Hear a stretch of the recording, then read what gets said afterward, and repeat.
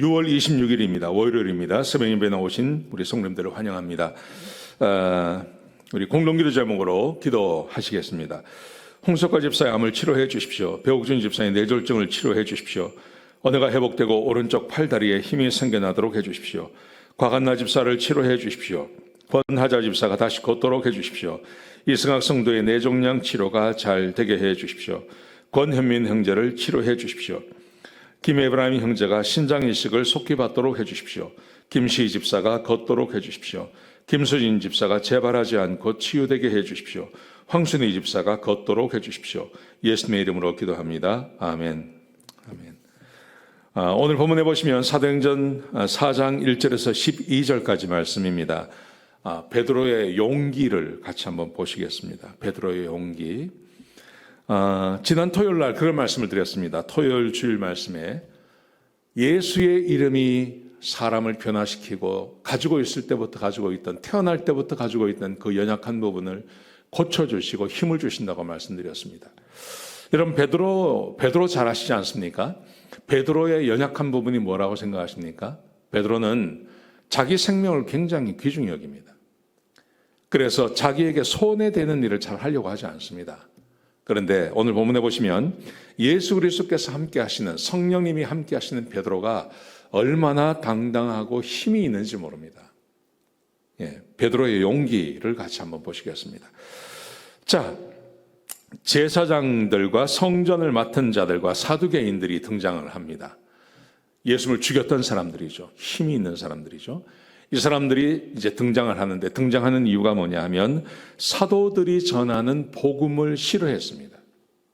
예수 안에서 죽은 자가, 예수님이 부활했고 그리고 예수를 믿으면 부활할 수 있다고 하는 그 복음 전하는 것을 싫어했습니다. 그 말씀이 오늘 1절부터 3절 가운데 기록되어져 있습니다. 그래서 이것을 싫어해서 사도들을 잡아가지고 감옥에 집어넣어 버립니다. 얼마나 무서웠을까요? 예수님께서 바로 얼마 전에, 두세 달 전에 예수님께서 이렇게 체포되어 오셔서 돌아가셨습니다. 제자들이 지금 이렇게 잡혀간 겁니다. 얼마나 무섭겠습니까? 자, 그 다음날 보시면 감옥에 들어갔는데, 그 다음날 관리들과 장로들과 서기관들이 예루살렘에 모였습니다. 그 사람들이 이름이 나옵니다. 이렇게 되어 있습니다. 5절, 6절에 보시면 대제사장 안나스, 가야바, 요한, 안렉산더, 그리고 대제사장의 문중 전체가 모였다고 말합니다. 요즘 말로 하면 입법과 사법과 그리고 행정권을 가지고 있는 전체가 모인 겁니다. 여기서 결정하면 죽는 겁니다. 여기서 결정하면 죽습니다. 예수님을 죽였던 사람들이 왜 이것을 못하겠습니까? 충분히 할 수 있죠. 그리고 자기들의 그 정통성을 유지하기 위해서는요, 예수님을 죽였기 때문에 사도들도 죽이는 것이 맞습니다. 얼마나 무서웠겠습니까? 자, 그래서 4장 7절에 보시면 사도들을 그 가운데 세워놓고 묻습니다. 무슨 권세로, 누구의 이름으로 이 일을 행하느냐 하고 묻습니다. 여기서 대답을 잘해야 됩니다. 여기서 대답을 잘못하면 죽습니다. 자, 근데 이 대답을 누가 하냐 하면 베드로가 합니다. 베드로가 하는데 9절에 보시면 이렇게 되어 있습니다. 성령의 충만함을 받아. 성령의 충만함. 여러분, 성령의 충만함이라는 것은 하나님께서 하시는 일이죠. 하나님이 하나님의 은혜로 예수 그리스도께서 우리에게 성령을 주시고 성령의 충만한 은혜를 주시는데요. 근데 그 성령은 성령님만 계신 게 아니라 성부와 성자와 성령님이 함께 계시는 것입니다. 성령님만 오시는 게 아니고, 성령님만 오시는 게 아니라 성령님이 하나님의 영이십니다. 그리고 성령을 보내시는 분이 예수 그리스도십니다. 예수님께서 약속하시기를 성령과 함께 내가 있겠다고 말씀하셨습니다. 성부와 성자와 성령님이 함께 계시는 것이 성령의 충만함을 말하는 것입니다. 예수님께서 베드로와 함께 계셨습니다.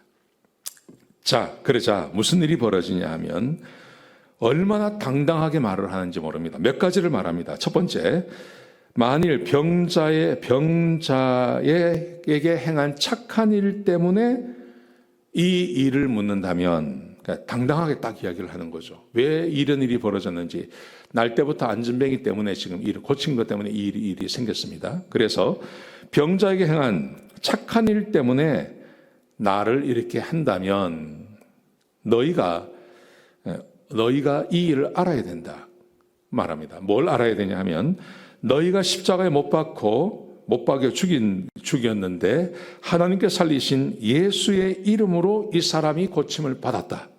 당당하게 말을 하는 겁니다. 예수님이 고쳤다. 예수님이.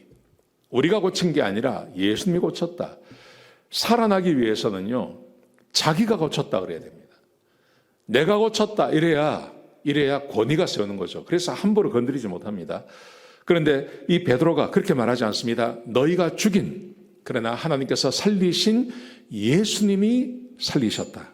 그렇게 말합니다. 그러면서 이 예수는 너희 건축가들의 버린 돌같이 되었지만 집 모퉁이의 머릿돌이 되었다. 그리고 말합니다. 다른 이로는 구원을 받을 수 없고 천하 만국에 구원받을 만한 다른 이름을 하나님이 주신 적이 없다. 복음을 이야기를 하는 겁니다. 유대인들이 예수님을 죽였는데 너희가 죽인 예수가 부활하셨고 그분이 그리스도시고 그분을 믿어야 구원을 받고 다른 것을 믿으면 구원받지 못한다. 얼마나 당당하게 이야기하는지 모릅니다. 그런데 이 용기가 어디서 왔냐 하면 예수님께서 함께 하셨어요. 예수님께서 함께 하셨기 때문에 베드로에게 이 두려움 없는 이 고백을 하게 되는 겁니다. 성령 충만해서 이 말을 하게 되는 겁니다.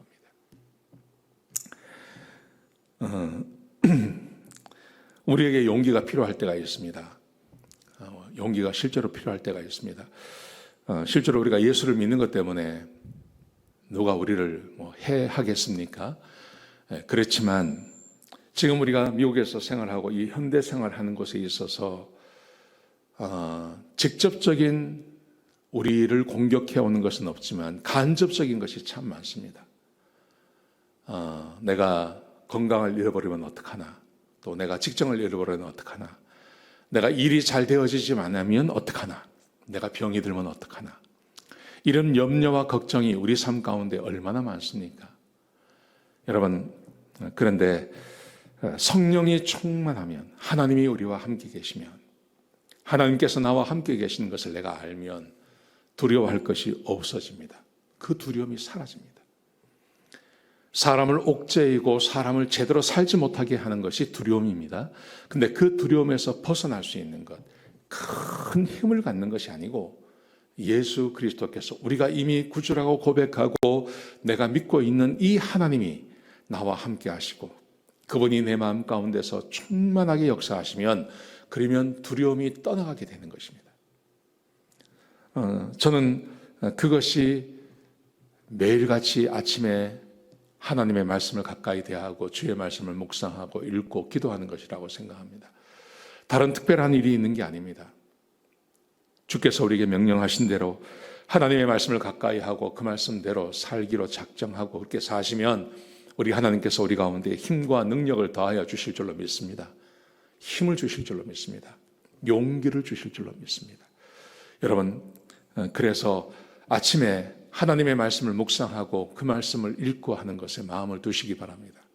그리고 이것을 포기하지 마시고 아침마다 해나가시기 바랍니다. 우리 하나님께서 우리 마음 가운데 담대한 마음을 주실 것입니다. 두려움을 물리쳐 주실 것입니다.